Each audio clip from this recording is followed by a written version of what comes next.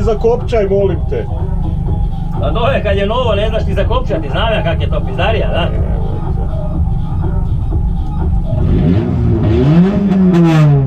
Bravo, skinuo si znači sve. Samo malo, ovako to mora ići.